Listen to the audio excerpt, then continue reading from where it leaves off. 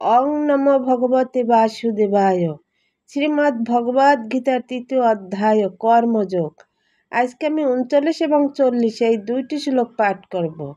আবৃতম জ্ঞানমেতেন জ্ঞানীন নিত্য বৈরিনা কামরূপেণ কন্তীয় দুষ্প্রেরণ অনলেঞ্চ। অনুবাদ: কামরূপী চির শত্রুর দ্বারা জীবের শুদ্ধ চেতনা আবৃত হয়।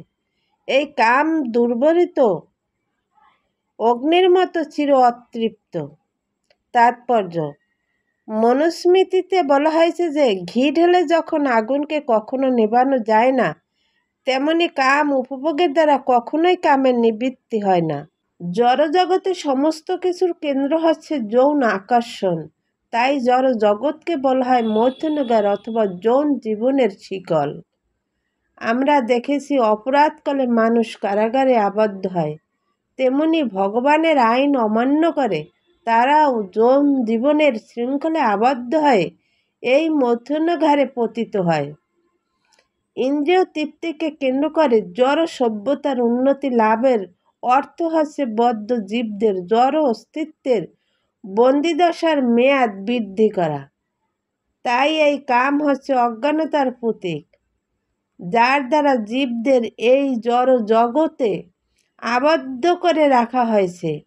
ইন্দ্রিয় তৃপ্তি সাধন করার সময় সাময়িকভাবে সুখের অনুভূতি হতে পারে, কিন্তু প্রকৃতপক্ষে সেই তথাকথিত সুখই হচ্ছে জীবের পরম শত্রু। 40 নম্বর শ্লোকে কি বলেছেন? ইন্দ্রিয়াণি মনোবুদ্ধি অশ্ব অধিষ্ঠানমুচ্যতে এতই বিমো অয়মেতে জ্ঞানমাবৃত দেহিনম। অনুবাদ: ইন্দ্রিয় সমূহ মন ও বুদ্ধি এই কামের আশ্রয়স্থল। এই ইন্দ্রিয় আদির দ্বারা কাম জীবের প্রকৃত জ্ঞানকে আচ্ছন্ন করে তাকে বিভ্রান্ত করে। তাৎপর্য: বদ্ধ জীবাত্মা দেহের ভিন্ন ভিন্ন গুরুত্বপূর্ণ অংশতে শত্রু অধিকার করে বসেছে। তাই ভগবান শ্রীকৃষ্ণ সেই সমস্ত অংশের কথা ইঙ্গিতে আমাদের বুঝিয়ে দিচ্ছেন, যাতে আমরা সেই শত্রুকে পরাভূত করতে পারি। ইন্দ্রিয় আদির সমস্ত কার্যকলাপের কেন্দ্র হচ্ছে মন। তাই মন হচ্ছে সমস্ত ইন্দ্রিয় সুখ ভোগ করার বাসনার কেন্দ্রস্থল। তাই যখন আমরা ইন্দ্রিয় উপভোগের কথা শুনি, তখন স্বভাবতই মন ইন্দ্রিয় তৃপ্তির সকল প্রকার চিন্তা ভাবনার আশ্রয়স্থল হয়ে ওঠে ও তারই ফলে মন ও ইন্দ্রিয়গুলি হয়ে ওঠে কাম প্রবৃত্তির আধার। এরপরে বুদ্ধি বিভাগটি হয় এই সমস্ত কাম প্রবৃত্তির রাজধানী। বুদ্ধি হচ্ছে আত্মার সবচাইতে অন্তরঙ্গ প্রতিবেশী। এই বুদ্ধি যখন কামের দ্বারা উন্মত্ত হয়ে ওঠে, তখন সে আত্মাতে অহংকারের সঞ্চার করে, যার ফলে আত্মা জড় ইন্দ্রিয় ও মনের সঙ্গে জড়িয়ে গিয়ে জড়ের মাঝে তার স্বরূপ অন্বেষণ করে।